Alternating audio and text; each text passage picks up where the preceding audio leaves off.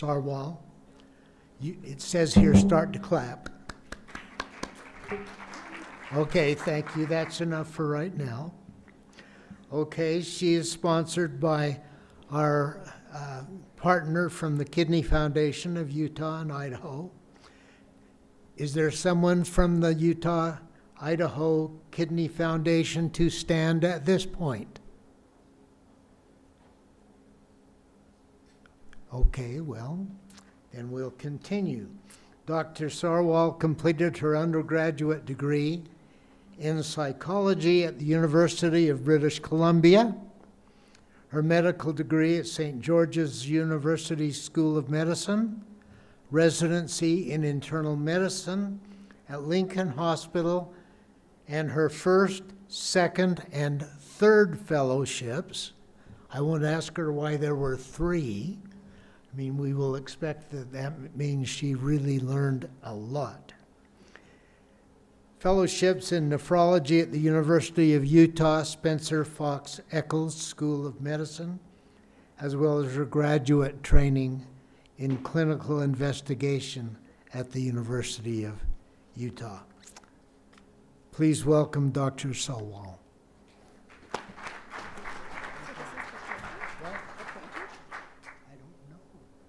Yeah. Okay, there we go. Okay.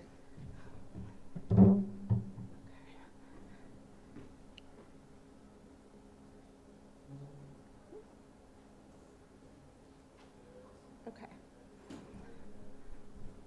All right. Volume's good? People at the back, you can hear me? I'm going to take that as an okay. Thank you for the introduction. I'm Amara Sarwal, and we're going to be talking today about cognitive impairment and chronic kidney disease. I have no financial disclosures. So we're going to start off talking about what cognitive impairment is and what it isn't, and we'll just be going through some basic definitions there. Then we'll proceed to talk about the role cognitive impairment has specifically in chronic kidney disease. We'll discuss the kidney-brain axis and possible hypotheses as to why we see this interaction. We're going to be talking about the impact.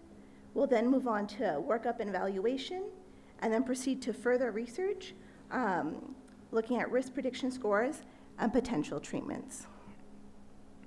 Okay, so just to start off with, cognitive impairment is officially defined as difficulties with a person's ability to learn, to remember, to use judgment, and to make decisions. Signs of cognitive impairment include memory loss, difficulty completing tasks, difficulty understanding or misunderstanding. And other common signs may include changes in mood or behavior, loss of motivation, and being unaware of surroundings. So when we talk about cognitive impairment or cognitive functioning, we're talking about it along a line of a spectrum, not dichotomous yes or no.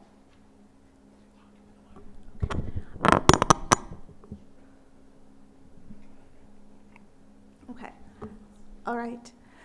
So when we talk about cognitive impairment, we're talking about it along a spectrum.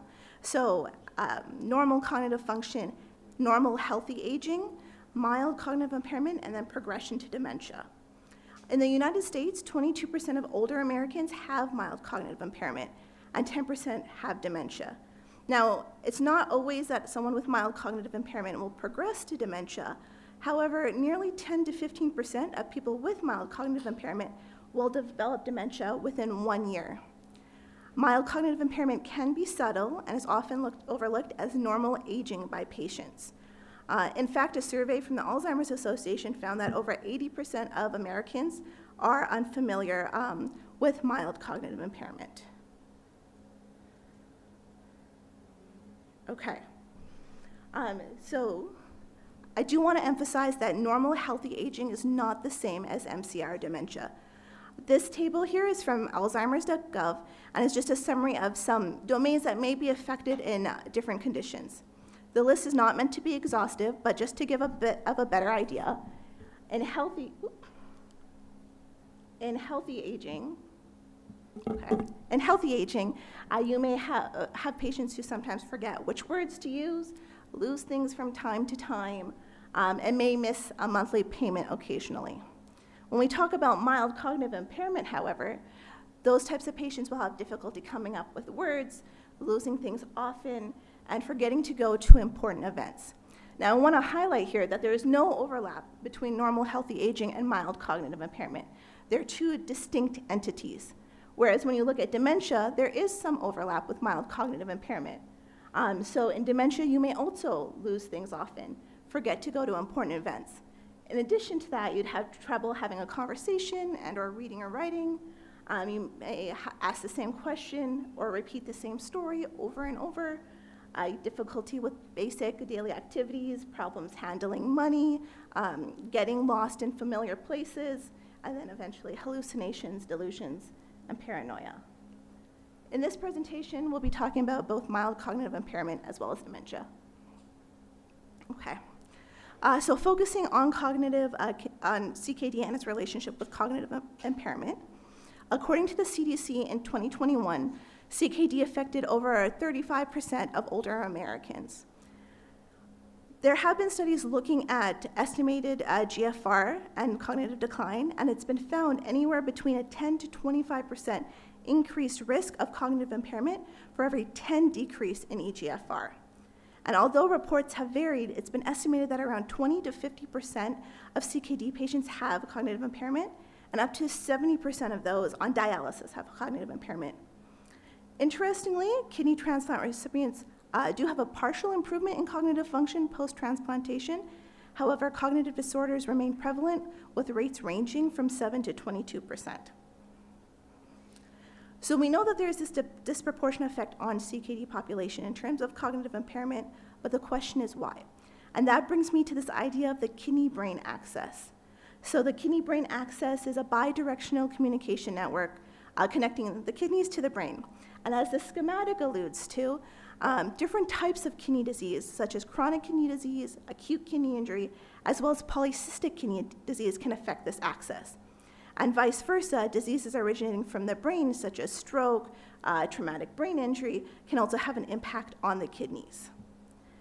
We're going to focus on the kidney part of this kidney-brain axis. So this is just a rather busy schematic, but just to highlight some of the risk factors that those with CKD have for cognitive impairment. I'm going to highlight a few of them. So vascular risk factors, as we know, there's a high prevalence of vascular disease in the CKD population, and hypertension, atherosclerosis, and endothelial dysfunction can all lead to cerebral small vessel disease, cerebral infarctions, and hypoperfusion. Focusing on the metabolic disturbances, so there has been limited evidence for acid-base disturbances with the lower serum bicarbonate being associated with cognitive decline. Electrolyte dysfunctions, so looking at sodium. Hyponatremia, there has been evidence that that's been associated with cognitive decline. Ongoing research evaluating potassium has been ongoing as well. There has been some evidence that higher potassium intake may be neuroprotective, but the precise impact of potassium imbalances overall still remains uncertain. Hormonal imbalances, such as with parathyroid hormone, elevated phosphate levels in CKD patients correlate with a higher risk of hemorrhagic stroke, although a direct association with cognitive decline requires further investigation. Low EPO levels leading to anemia, which could worsen oxidative stress and further precipitate cognitive dysfunction. Now, it's possible that this is due to just decreased blood hemoglobin concentration and reduced oxygen delivery to the brain, affecting cerebral metabolism. But it could also be that with low blood hemoglobin, we see increased perfusion within the brain as well, and increased delivery of neurotoxins to the brain. There is also a possibility of an indirect effect of erythropoietin-stimulating agents on its own and its effect with cognitive impairment, but we'll be coming back to that shortly. Chronic inflammation can increase the oxidative stress. You'll also have elevated levels of pro-inflammatory cytokines that can promote microglial activation, astrocyte dysfunction, and disrupt the blood-brain barrier. This can foster neuroinflammation and neurodegeneration, which is implicated in the pathogenesis of cognitive impairment. Drug toxicities, so patients with chronic kidney disease present at a higher risk of adverse drug reactions due to decreased renal clearance. Uremic toxins, so neurotoxic uremic substances may build up, especially in the later stages of chronic kidney disease, and that may impair synaptic function and neurotransmission. And then, of course, patient-related factors such as aging, low educational level, and sleep disorders. So now focusing on the brain part of this kidney-brain axis. Brain injury can affect the kidneys by elevating sympathetic activity, modifying renal circulation, and glomerular filtration. In addition, there has been some suggestion that inflammatory markers released from the brain could also potentially impact the kidneys. However, research is still ongoing in that area. So although it's plausible that the brain comes first, there's more research surrounding kidney impairment preceding these cognitive changes. So such as this recent study that we're going to talk about by Wang and colleagues. It was done just recently last year on around 190,000 dementia-free older participants in the UK Biobank. These participants were followed for 16 years to detect incident dementia.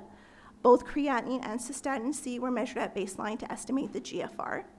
And kidney function was categorized as normal with a GFR of greater than or equal to 90, mildly impaired, a GFR of 60 to 90, or moderately to severely impaired with a GFR of less than 60. And dementia was assessed based on self-reported medical history as well as medical records. They, in their study, continued to find the increased risk of dementia in those with moderately to severely impaired kidney disease in comparison to those with normal kidney function. In addition, they found that dementia onset among people with moderately to severely impaired kidney function occurred 1.53 years earlier than those with normal kidney function. This was adjusted for demographics and comorbidities. That means that there is a bit of a time window between the diagnosis of moderately to severely impaired CKD and dementia. And during that time window, we could potentially intervene to decrease or slow the progression. And that's a concept we'll be coming back to in this talk. So just to summarize so far, the main takeaway is that cognitive impairment disproportionately impacts the CKD population. If you haven't gotten anything else, that's the main takeaway so far. Okay, so we've spent all this time talking about it, and we've reviewed a few studies, but why does this even matter? So of course, to our patients and their caregivers, it can affect their quality of life, their ADLs, and from a medical's perspective, it can also impact our ability to help manage these patients' other comorbidities if they also have cognitive impairment. It can impair their ability to take medications, potentially underdosing or overdosing. For example, if you have a patient with hypertension, we can easily see patients forget to take their medications and wind up in the ED with a stroke. Alternatively, we can see patients forget that they've already taken their medications and overdose and come to the ED with head trauma post-syncope. Cognitive impairment can also affect patients' ability to engage in diet and lifestyle changes. So much of what I educate my patients about in clinic is a low-salt diet, protein restriction, fluid restriction based on the patient. And if patients aren't able to remember that or implement those changes, then that can be a problem. Now, these first 2 points are all contingent on the patient even making it to their appointment. Getting lost on their way to their appointment, forgetting that they even have an appointment can all be barriers as well. Finally, having meaningful patient feedback and participation in someone with a limited cognitive function can be an issue as well, especially in our later stage kidney disease patients, our patients on dialysis, discussions about initiation or continuation of dialysis, or about transplant evaluations are all very complex decisions, and we want our patients to be able to participate in that as long as possible. So what can we do? As illustrated in the schematic, identifying cognitive symptoms in our patients is a collaborative effort. General practitioners, geriatricians, nephrologists all need to work together to have this high clinical suspicion. And it can be tough to identify patients that have cognitive impairment. We may attribute it to a patient having a tough day or normal aging, as we discussed earlier, which is not the same thing as mild cognitive impairment, but it can be something much more. As a matter of fact, there was a study done by Sarwal and their team that reported that cognitive impairment among hemodialysis patients were poorly recognized by healthcare providers and hemodialysis technicians, even though those providers and technicians report spending about 47 minutes per dialysis treatment with the patient. Therefore, in patients who have continuous exposure to the healthcare team, identifying potential cognitive impairment can be difficult and needs to be a rather collaborative effort among providers, but also with the patient's family and caretakers. All right, so once you have a concern about cognitive status, then etiological workup is recommended. So this is a proposed algorithm by Lou and their team, and we've already hit that first point. The patient is coming in with some warning signs, and you have that high clinical suspicion. Once we have that, we would follow this algorithm and evaluate for other mimickers of dementia. So first up would be delirium. So delirium is a syndrome of acute, and I really want to stress that, acute decline in cognitive function. And this can be attributable to infections, medication side effect, dehydration. We can see this often in older hospitalized patients, especially in the ICU or post-op. And there are things that can increase the risk of dementia, such as being in an unfamiliar place, change in sleep habits, beeping of the machines that always happens in the hospital, that can precipitate the delirium. The question is, does kidney dysfunction also increase the risk of delirium? And the answer is yes. So there has been some evidence that acute kidney injury has been linked. A recent study found that older patients admitted to the geriatric unit with a higher EGFR was less likely to experience delirium. It has been reported that over half of critically ill patients do develop AKI, and that AKI often precipitates or can exacerbate injuries to other organ systems, such as the cardiovascular system. Now, in this case, an acute kidney injury to the brain could manifest as delirium. And this is just a schematic going over a few reasons for that. So impaired clearance of endogenous toxins or drug accumulation due to decreased renal clearance, electrolyte imbalances, as we discussed earlier, associated volume overload or increased vascular permeability leading to cerebral edema, and then acute kidney injury-mediated inflammation. Okay, just a quick word on uremic encephalopathy. This can be seen in our CKD5 patients or those who are not on dialysis, or those patients who are already on dialysis but getting inadequate treatment or missing treatments. Some of the common symptoms you would see would be lethargy, confusion, asterixis, and it could eventually progress to a coma. Now, this is thought to be a buildup of neurotoxins. The one toxin we measure in the blood is blood urea nitrogen. However, there are other neurotoxins that can build up in CKD that we do not routinely measure. It's treated with dialysis or kidney transplantation, and diagnosis is one of exclusion. So unfortunately, there's not a test that will tell us that it's definitely due to this, but often we'll see a patient who undergoes dialysis, and then the next day they'll be a little less confused. Okay, so evaluation for delirium. It should include a history and a physical examination, as well as a comprehensive medication review, especially those medications that are renally cleared, as a buildup of active metabolites can affect the blood-brain barrier and cause cognitive impairment. It's also important to know that in somebody with acute kidney injury or kidney function that is declining and not at steady state, the eGFR that we might get on our labs are not actually accurate. Since the kidney function is dynamic, that means that the kidneys are likely functioning worse than the numbers we are seeing. So it would be something that we would need to continuously monitor, especially AKI or continuing declining kidney function. eGFR really should only be used in somebody with stable kidney function. Okay, so once we, other than medication review, we would take a look at labs. So complete blood count, metabolic panel, liver function tests, tox screen, and to rule out the more common causes of delirium. Infection is also a common cause, so based on your examination and appropriate cultures should be ordered. And then less commonly, the evaluation with a lumbar puncture to rule out a CNS infection or an EEG to rule out a seizure would be warranted. Okay. So once we have ruled out delirium, the next step in this workflow would be to screen for depression.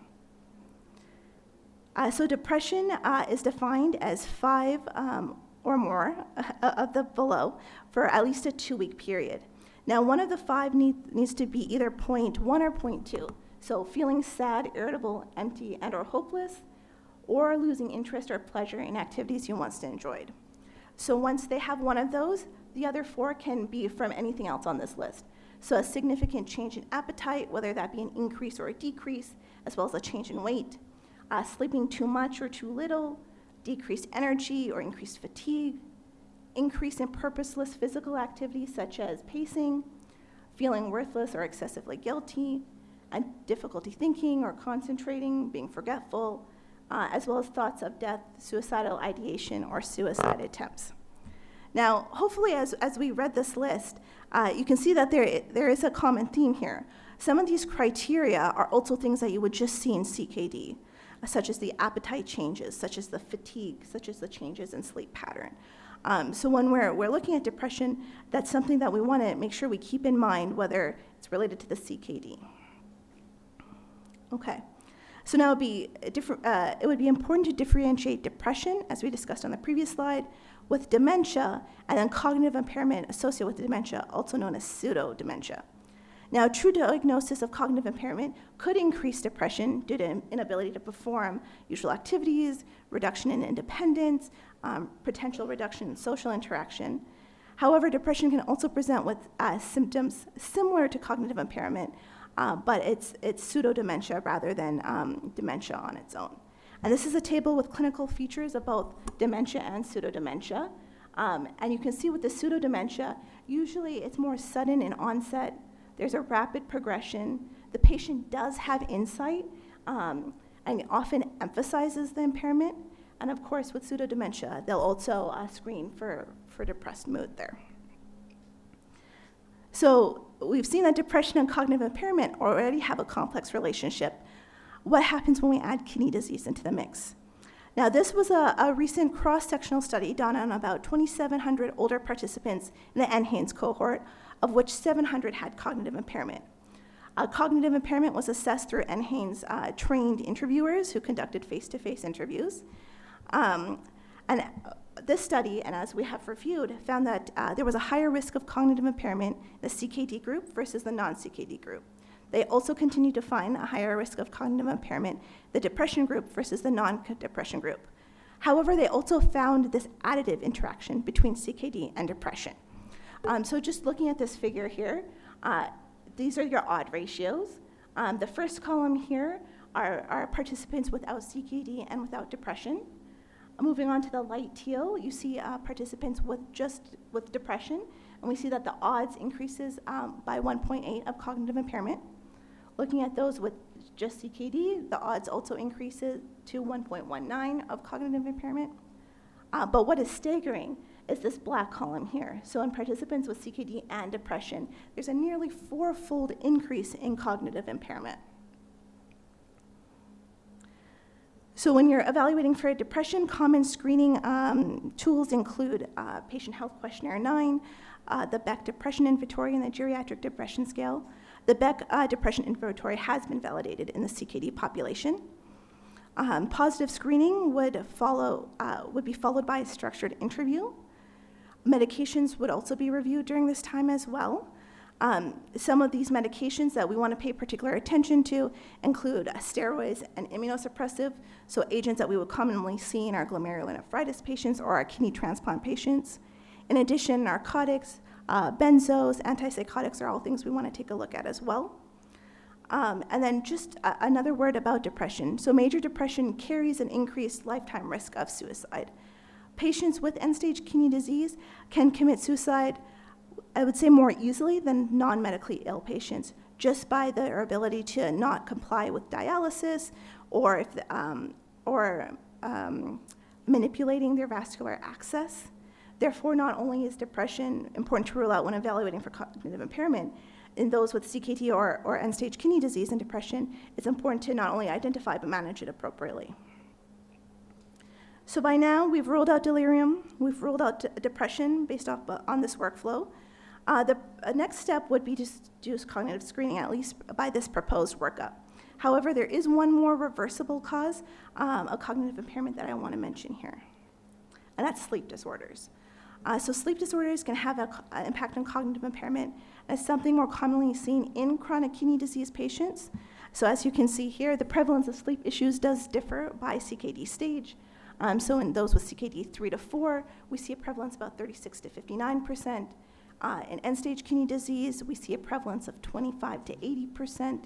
And in kidney transplant recipients, we do actually see that persistence of prevalence from 8 to 46%. This is compared to a prevalence of 10 to 15 in the general population. So when I say sleep disorders, I'm talking about insomnia, sleep apnea, restless leg syndrome, and common symptoms of sleep disorders, such as poor concentration, daytime sleepiness, also overlap with common symptoms that we would see in our CKD patients. And sleep deprivation can affect memory, it can affect attention, it can affect executive functioning. So this is just a schematic looking at insomnia and potential risk factors. So insomnia is defined as difficulty initiating sleep, difficulty staying asleep, or early morning waking. Sleep difficulties occur despite, appropriate opportunity and circumstances for sleep, and it negatively affects our patients' lives. There are different contributors here to insomnia. So focusing on those pertinent to kidney dysfunction, we see metabolic factors here. So calcium and phosphate dysregulation and hyperparathyroidism have been reportedly associated with insomnia. There have been reports that after a parathyroidectomy, insomnia has actually improved in some patients. Uremic toxins can cause pruritus, which can affect sleep.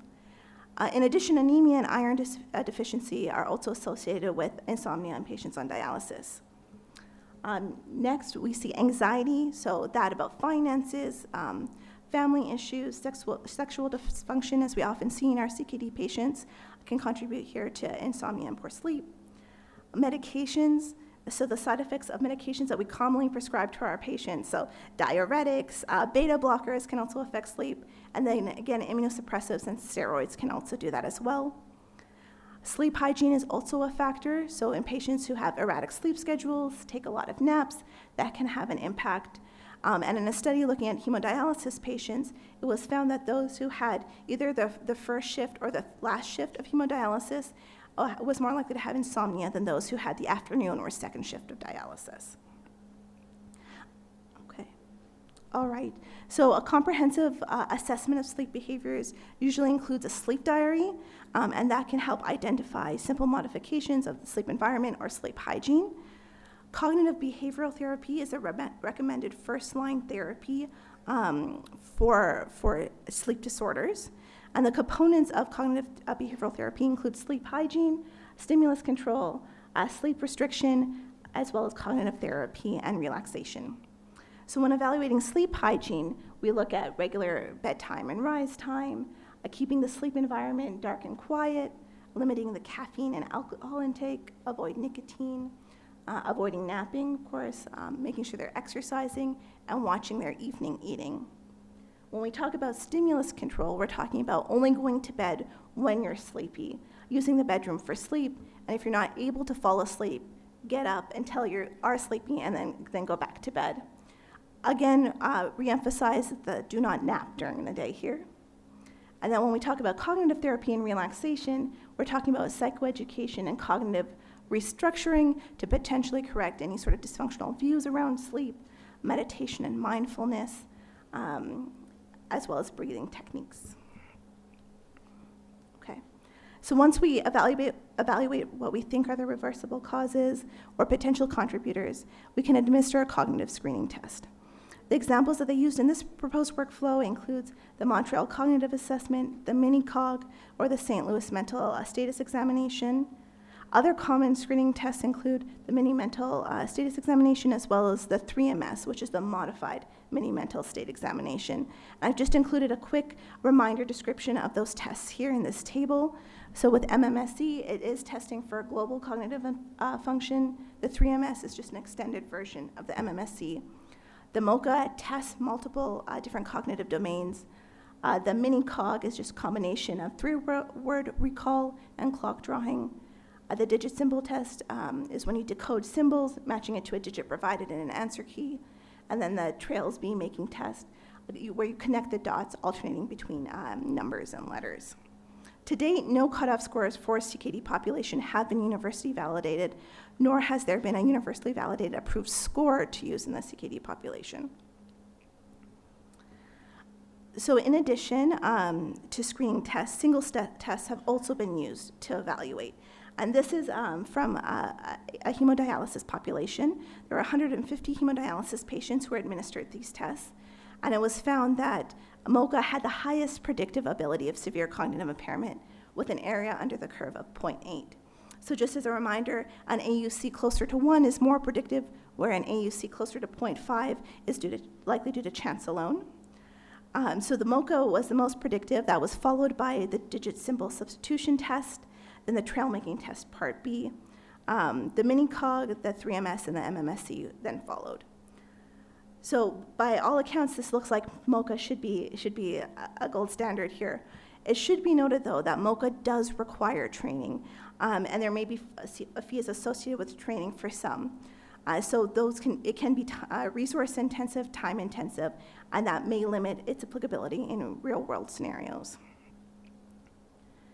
Okay, and so just to highlight sort of the difference in testings here a little bit better, this was a study done by Levasseur and team out in France, and in about 3,000 stage 3 or 4 CKD patients with good cognitive performances at baseline, they followed them for 5 years. Now, we already saw in the previous study that MSCI may not have the best predictive ability. However, what this study also looked at was the individual domains of the MMSC. So that includes praxis, it includes language, attention and calculation, memory, and orientation. And what they found was in a lower baseline GFR, there was an associated decreased score in nearly all of the domains tested: praxis, language, attention, calculation, and orientation.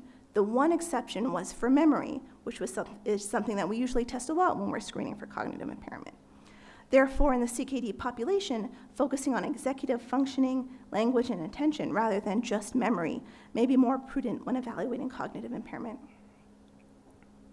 Okay, so at this point, we've ruled out all of the reversible causes. We've applied our cognitive screening test. It came back positive. We can get some imaging of the brain if we'd like to, if we're concerned about structural pathology. Neuropsychological testing can be done to rule out subtypes, and then we would come up with a dementia diagnosis.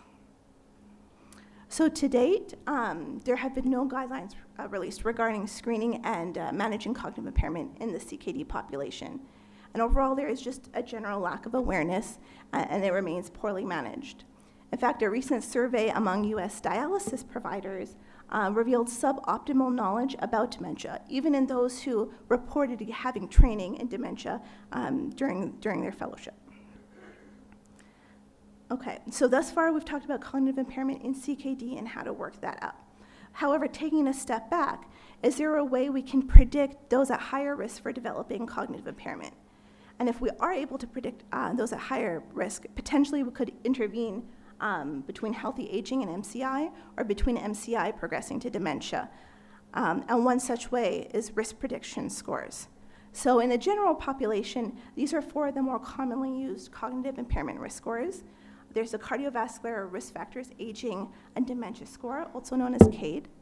There's the Australian National University Alzheimer's Disease Risk Index, also known as ANU-ADRI. There's the Brief Dementia Screening Indicator, also known as the BDSI. And there's the Lifestyle for Brain Health score, also known as Libra. Now, this had not been evaluated in the CKD population. However, it piqued the interest of my research team and I, and so we endeavored to evaluate age alone and these 4 commonly used cognitive impairment risk scores in a CKD population from the Sprint Mind cohort, which I'll go into detail in shortly. So we looked at those same four risk prediction scores. So CADE, this was originally developed in a Finnish population in a younger cohort, and that was to predict the 20-year dementia risk. The second score we looked at was ANU-ADRI, and that was developed based on systematic review and includes both risk factors as well as protective factors. The third score was BDSI, that was developed to predict a 6-year dementia risk in an older cohort, and that they use actually 4 major diverse cohorts to develop that risk score. And then the fourth score was the Libra score, and that was originally developed to be based off of modifiable factors. Of note, that's the only score that takes kidney dysfunction into account. So many of us may be familiar with the systolic blood pressure intervention trial, but just to sort of hit the highlights, SPRINT was a trial that randomized about 9,300 participants to either treatment with a systolic blood pressure target of less than 120 versus a systolic blood pressure target of less than 140. Their cohort included those 50 years and older with elevated blood pressure and a high CV risk. Notable exclusion criteria included dementia, stroke, and diabetes. Their primary outcome was a cardiovascular outcome, and their secondary outcomes included death. Their intervention was actually stopped early due to efficacy. SPRINT Mind was a pre-specified analysis of that SPRINT trial, and that evaluated adjudicated cognitive outcomes by an expert panel that classified patients as either no cognitive impairment, mild cognitive impairment, or probable dementia. Now, as you can see here with the figure, for the primary outcome of probable dementia, there was no significant difference with a 95% confidence interval that crossed one. That being said, you can see that it's starting to split apart there as time has gone on. But again, the parent trial was stopped early, and so we ended with that not being completely significant. That being said, they also had secondary outcomes, which included mild cognitive impairment, as well as a composite of probable dementia and mild cognitive impairment. And for both of those, we see that they were significant with a hazard ratio of 0.81 and 0.85, respectively. So moving on to our current analysis, we included SPRINT Mind participants with CKD at baseline. We calculated the aforementioned 4 cognitive risk scores with the data available from SPRINT. We evaluated the magnitude of associations with, between the risk scores and the outcomes. So using an age-alone model in addition to CADE, ANU-ADRI, BDSI, and Libra, we standardized scores by using standard deviation as a unit of change in the predictor and related that to the outcome of mild cognitive impairment and probable dementia.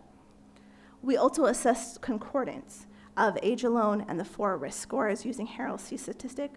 So for those of you who may be unfamiliar with concordance, in a survival model, a higher concordance is defined as a higher predicted risk score in a participant who experienced the event earlier in comparison to a participant who experiences it later or not at all.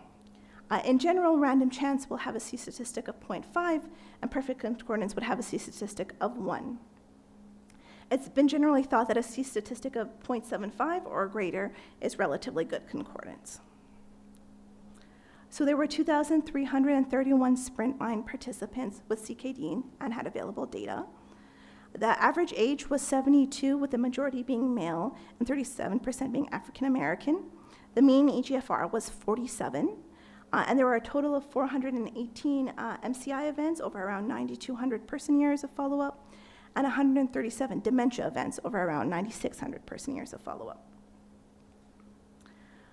So using age alone, along with the 4 risk prediction scores as continuous variables, we related the scores to the outcome of mild cognitive impairment.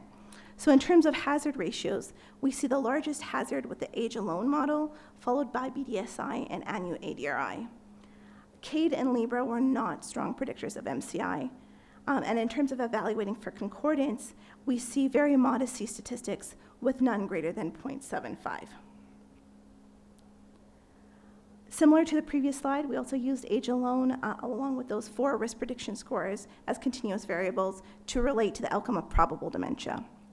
We see that in the age alone model, ANU-ADRI and BDSI, they were strong predictors of PD with high hazards. Libra and CADE were modest predictors. ANU-ADRI and BDSI offered the highest concordance followed by age, whereas CADE and Libra were slightly better than chance alone. So in summary, what we want to take away from this study is that age alone is a strong predictor of MCI in the CKD population, followed by ANU-ADRI and BDSI, although none of them had strong concordance. Age alone, ANU-ADRI, and BDSI were strong predictors for probable dementia in the CKD population and did have a relatively better concordance. However, better tools to predict MCI and PD and CKD are warranted. So the question is, why do we need better tools? If we are able to predict it earlier, is there anything we can do, any interventions we can use to help prevent that progression? And there have been a few that have been tried, both non-pharmacological and pharmacological. So just to highlight a few, Physical activity. So although research has shown some modest improvements with increased exercise, there is by no means nothing sort of definitive. That being said, it is important, and it does coincide with nephrology guidelines to recommend about 150 minutes of exercise per week. Thiamine and folic acid, they have had some conflicting results on whether that's been neuroprotective or not, and then potentially blood pressure control, which we saw in the Sprint Mind study. Now, in terms of pharmacological agents, so erythropoietin stimulating agents, we talked a bit about this earlier, but there has been an association between ESA and decreased risk of cognitive impairment. There are hypotheses that this may be due to both direct as well as indirect effects. So directly due to improving hemoglobin that enhances brain oxygen delivery and metabolism, or decreased delivery of uremic toxins to the brain, as well as indirectly by potentially an independent effect of EPO, such as decreased neuronal death, as well as reducing inflammation. Anticoagulants, so there has been some suggestion that in the general population with AFib, certain anticoagulants can be effective in protecting against cognitive impairment. However, this is unclear in the CKD population. Angiotensin II receptor blockers, so there has been some preliminary evidence that ARBs may have neuroprotective benefits as well, especially in comparison to other antihypertensive medications. SGLT2s, so they may improve cognitive decline in CKD through multiple mechanisms. So this includes enhancing glycemic control, exerting anti-atherosclerotic effects, anti-inflammatory effects. In addition, it should be noted, though, despite all of these improvements that we're seeing, SGLT2 use is limited by GFR. So it's possible that we might see improved cognitive impairment in those with mild to moderate CKD, but right now these are not used in more severe CKD. And then glucagon-like 1 receptor agonists, there has been some suggestion that that might help with neuroprotection as well. That being said, GLP-1s are very well known for their heterogeneous effects within the drug class, meaning different agents within that class may have different effects than other agents. And this was well displayed in our major cardiovascular trials, and so that's something that requires further exploration. So focusing on these last two agents in a little more detail, there have been some studies that have looked at these agents, and we'll go into that now. So in a study from Sweden, Tang and their group compared GLP-1s, DPP-4s, and sulfonylureas. They compared these in older participants, so greater than 65 years of age, with type 2 diabetes, who had not taken any of these agents within the past year. They utilized data from about 88,000 participants, and they followed them for about 4.3 years. Incident dementia was defined through either diagnosis from ICD-10 codes or anti-dementia drug prescriptions. And they found that GLP-1 was associated with a reduced risk of dementia. That was in the intention to treat, meaning that these patients got the prescription. And the per protocol analysis where these patients took the prescription, they found that the reduced risk was even greater. There was also another study similar in design from Canada comparing SGLT2s and DPP-4s in about 107,000 residents, again, older, greater than 66 years of age. They were followed for slightly less, for only 2.8 years. And they found that SGLT2s also had a reduced risk of dementia compared to DPP-4s. Again, when they did the per protocol analysis, that hazard was even lower. Of note, and what's interesting is that in this study, they actually found intraclass effects in the SGLT2 inhibitors. So they found this improvement with DAPA and EMPA, but not CANA, which was something unexpected. Okay, so although there is ongoing research in this area, there's still a paucity of data comparing these new agents in comparison to an old staple, insulin glargine. Currently, the American Diabetes Association does not provide recommendations to prevent dementia in type 2 diabetes, nor does KDIGO provide recommendations to prevent dementia in CKD. So this was another thing that sort of piqued our interest, and so we decided to further evaluate. So what we did is we compared new users of any of those three agents, SGLT2s, GLP-1s, or insulin glargine, on the outcome of Alzheimer's disease and related dementia, also known as ADRD. So what we did first is we took a cohort of veterans with type 2 diabetes from our Veterans Affairs database. We included those both with CKD and without in our main analysis. We then excluded anyone with baseline dementia, and we looked at veterans who newly initiated on these medications, meaning they had not been on them before.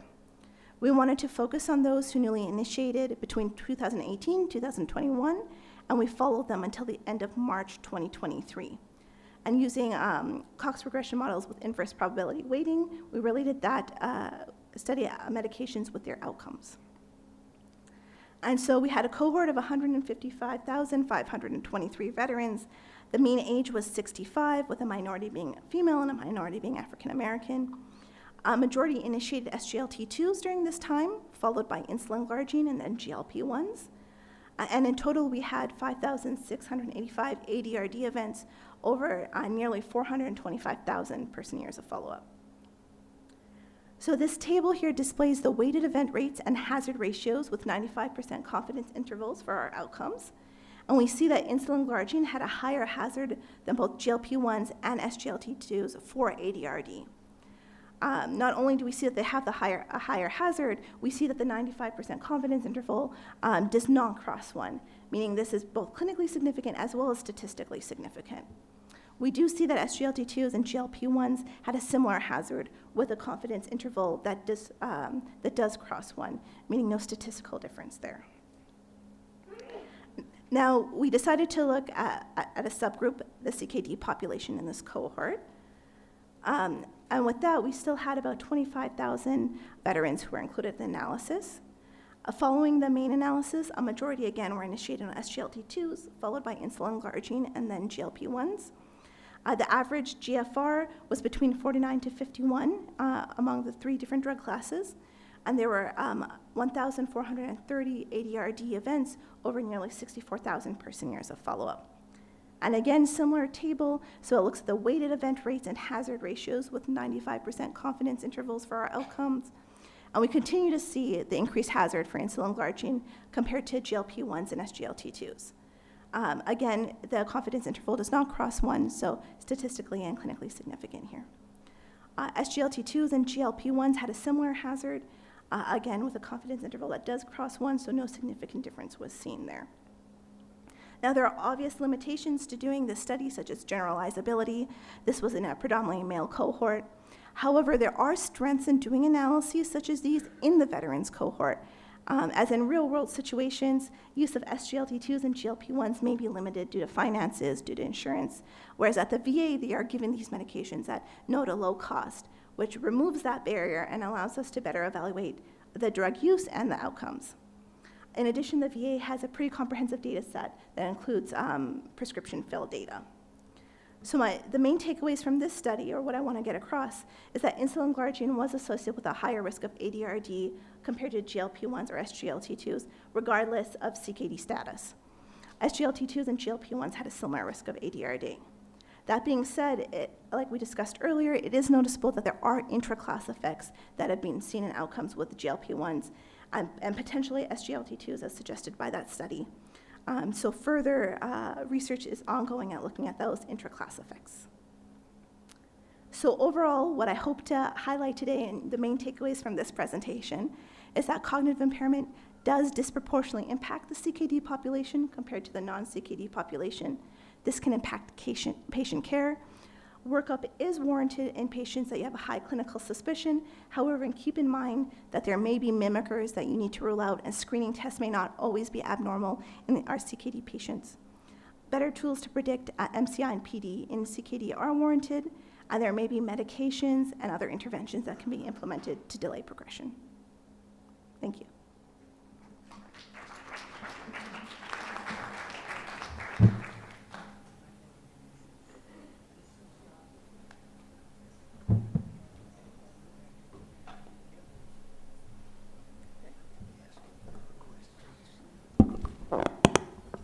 Are there questions?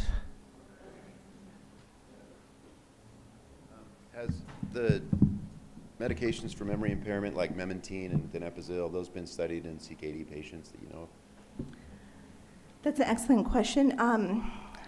No major trials that come to my mind right now. Yeah. Any other questions?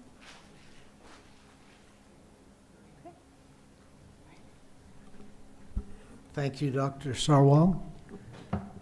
We appreciate that.